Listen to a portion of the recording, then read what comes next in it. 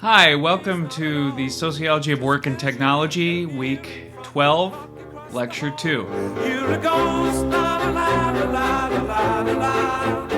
You're a ghost, la la la la la la la. I'm the church and I've come to claim you with my iron drum, la la la la la la la. So, like I said last time, this week is all about how technology depends upon unseen or invisible labor.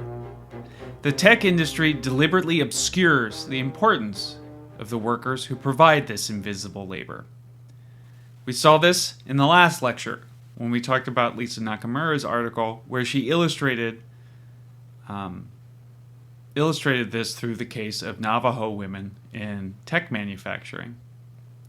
Their invisibility continues on to this day in the ways that tech companies deliberately obscure the fact that many of our most advanced consumer electronics are in fact made by hand by women, often in Asia, in particular China. For example, the iPhone or any of Apple's products are handmade by women in Chinese factories.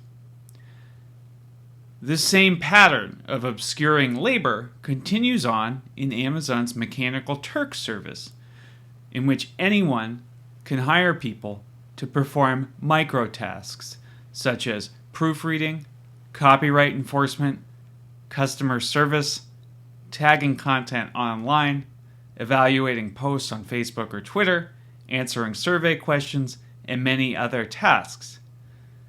Much of what we think of as automated or artificial intelligence is actually carried out by people. You gotta tell them silent breed is people! That's right. AI is often just regular old human intelligence. Now, before we get into discussing Lily Irani's peer-reviewed article, I want you to hear a little bit from Amazon. How do they describe this invisible workforce? We've all been there. Piles of data that needs to be reviewed and means you'll be spending hours, days, or weeks on a repetitive task. Endless spreadsheets, folders jammed with images, or a long list of sales leads. Worse is when that pile is simply overwhelming. What to do? Pull more members of the team into it? That's neither scalable nor a good use of your team's time. Instead of spending hours of your team's time, it's time to take a look at Amazon Mechanical Turk. Mechanical Turk is a crowdsourcing service provided by Amazon that connects you with thousands of people who are excited to help you with your project. MTurk workers are people just like you in the US and around the world who are happy to earn a little extra money contributing to your project. Mechanical Turk workers excel at doing all of the tasks that people are good at, such as categorizing businesses, images, and data, transcribing images, audio, and video, comparing items and data records, evaluating items for quality or cleaning up issues, collecting data from various places on the internet, and a wide range of other tasks. Instead of dividing all that work amongst a few overworked members of your team and letting them spend the next 3 weeks working through it, you can make it available to thousands of workers in the crowd. Each worker will do 1, 2, or more of your tasks. By dividing them up amongst so many workers, your work will get done much more quickly, in many cases in a matter of hours. Each of your tasks is presented to workers as a form that they can complete on the web. In most cases, you provide workers with enough information to complete the task and fields where they can provide the information that you need. To improve accuracy, MTurk also makes it easy to route each task to multiple workers. Because even the most diligent worker can sometimes make a simple mistake, particularly when the right answer is a judgment call, getting multiple responses is a great way to increase the accuracy of your results. In this case, one of our workers accidentally clicked on the wrong category, but because we asked 2 other workers, we know that the right category is cat. The more workers you ask, the higher the accuracy you can expect. You can even use Mechanical Turk as a panel for your survey or study by asking for hundreds of workers to respond to your task. To get results that are accurate, fast, and affordable, we encourage you to give Amazon Mechanical Turk a try. Now, the second reading this week is another peer-reviewed article, this time from Dr. Lily Irani, a professor of communication at University of California, San Diego in the US. Irani focuses on the cultural politics of high-tech work practices. Her Her published research includes numerous peer-reviewed articles as well as the book Chasing Innovation, Making Entrepreneurial Citizens in Modern India. The article we read this week, entitled The Cultural Work of Microwork, was published in the journal New Media and Society in 2013. That's about a year before Nakamura's article. The first thing you should notice is that Mechanical Turk workers, or Turkers, have a lot in common with other platform workers like Uber drivers or social media content producers. They experience what Irani and Rosenblatt both termed information asymmetry. In the case of Mechanical Turk, workers lacked any information about or control over which employers they worked with. On the other hand, employers could make very fine-grained decisions about which workers to hire. This uneven or asymmetrical relationship stems from an uneven or asymmetrical distribution of information. Recall that Rosenblatt said this very same thing was a core reason why gig workers or platform workers cannot and should not be considered entrepreneurs. That's why she called Uber's promise of entrepreneurship false. The platforms do not provide sufficient information for these workers to make informed decisions, and in fact, the platforms do this on purpose. Irani highlights this by pointing out how engineers at Amazon do not consider the needs of Turkers. They are not, to borrow other terms from this course, the users for which the system has been configured. Instead, Amazon designs Mechanical Turk to meet the needs of business owners, or, put differently, this capitalist-owned technological platform, Amazon's Mechanical Turk, serves the interests of capitalists. Thus, at the level of technology, at the level of infrastructure, capitalism dominates workers. In addition to this class conflict at the level of infrastructure, Irani highlights how the work for which Turkers are hired furthers a contemporary ideology around technology. Turkers perform tasks behind the scenes that tech companies attribute to algorithms or artificial intelligence. Often, responses from AI like Siri or Alexa come from people, not from programming. Irani argues that the work performed by Turkers contributes to the belief that AI exists and that technology can solve or does solve our problems. In fact, the name Mechanical Turk is a reference to an illusion in which a man hides inside a box while controlling a puppet that moves chess pieces. The hidden labor of the person inside the box makes it appear as if the puppet autonomously plays chess against human opponents. True to the name, Turkers enable the fiction of a technically advanced future, one in which AI or automation frees us to be creative or innovative. Because Turkers' labor is purposefully hidden, all the people who rely on Turkers' labor, those creative workers in research, media, design, tech, all those kind of people, those creative workers, they fail to see how much they depend upon the labor of these Turkers, how much they depend upon other human beings.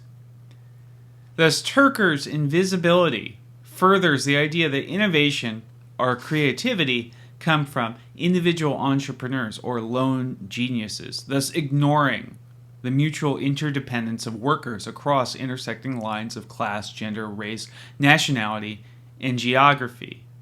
Furthermore, the hiding of this labor, which is often performed by people of color, people in the global south, and people of all kinds who live in rural North America, further maintains a history in which the labor of these peoples is consistently devalued. Something that we saw in Nakamura's piece, but that we also saw among marginalized groups in earlier readings by Cedric Robinson. Now, what this shows, along with the other reading this week, is how cognitive work, tasks that require thinking, can and are outsourced from the global north to the global south. They're also outsourced from rich urban centers to poorer, often rural parts of the same country.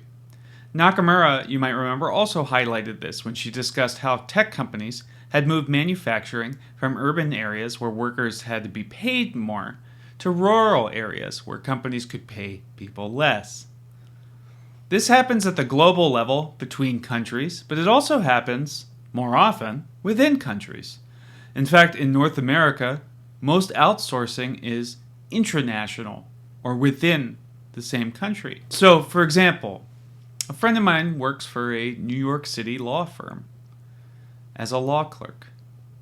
But his office and his home is in West Virginia, one of the poorest U.S. states. The New York company does this to take advantage of wage differences. Similar things also happen in Canada, where companies located in Vancouver or the Greater Toronto area will outsource work to places with lower costs of living so that the company can pay people less. This occurs with Mechanical Turk, both within the bounds of North America, but also globally. If you're curious to read more about this sort of thing, I recommend you check out the book Ghost Work by Mary Gray and Siddharth Suri. It came out about 2 years ago. It's a great read. Now I want to wrap up this week by providing you with a short video that talks about the life of a Mechanical Turk worker and illustrates what their home life is like, what their day-to-day is like. Now after that, well, I'll see you next week when we talk about trying to find a job in the new economy.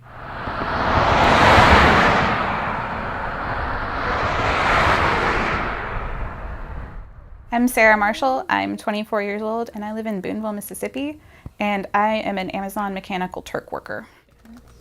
Mechanical Turk is a platform that Amazon created that allows companies to put up tiny little jobs that they don't want to pay a full-time worker to do because they don't need it. The maximum I've ever done in one day was over 3,000, and that's the maximum you can do. I think it tops out at 4,000. I run a wide range of things. I try to make at least $10 a day. And I think the name comes from an old chess playing robot that was designed to automatically play chess.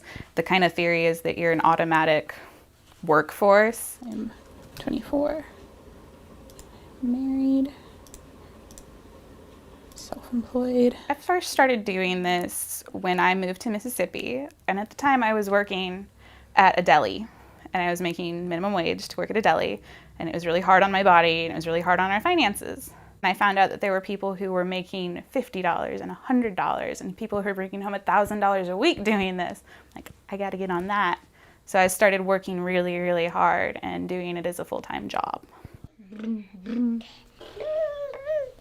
when I wake up, I usually wake up around 8 o'clock in the morning, and I get my son set up, feed him breakfast, and I get on the computer, and I sign into Amazon. And I will look at the website and just kind of browse through and see what there is to do that day. And some days it'll be academic surveys, and other days it'll be photo moderation, or someday I might get on there and someone wants me to name porn. And I love the variety. Pretty much anything that you can think of, someone wants you to do it. You will then complete a performance task. I've done a lot of academic research just put out by different universities. I've done a lot of surveys in general, but for just colleges, probably about 20,000. Consumer attitudes towards advertising. Surveys usually pay better, at least in my experience, because they pay a lump sum of money. It's like, oh, for your 5 minutes, you can have $1. Mommy just earned $1. It becomes like kind of robotic. It's like, I am filling out a survey, so I am going to do it the same way I did it yesterday. How much formal schooling have you had? And it's like, if I see the same block of questions twice on the same day, I even know the pattern for my answers. Grayson, get out of my garbage can. And when I start to feel like I'm becoming really mechanical, or I'm like, I am a machine who takes surveys, I'm like, I'm going to stop now and regain my humanity. And I'll start again tomorrow when I start to feel like a person again. Amazon itself doesn't really enforce anything, and the requesters don't have a lot of control over it. All they can do is tell you, to be honest. The community takes that so seriously most of the time that it's like, no, we don't lie about things, we don't reveal information, we're not going to ruin this, because there's respect for the work that people are doing.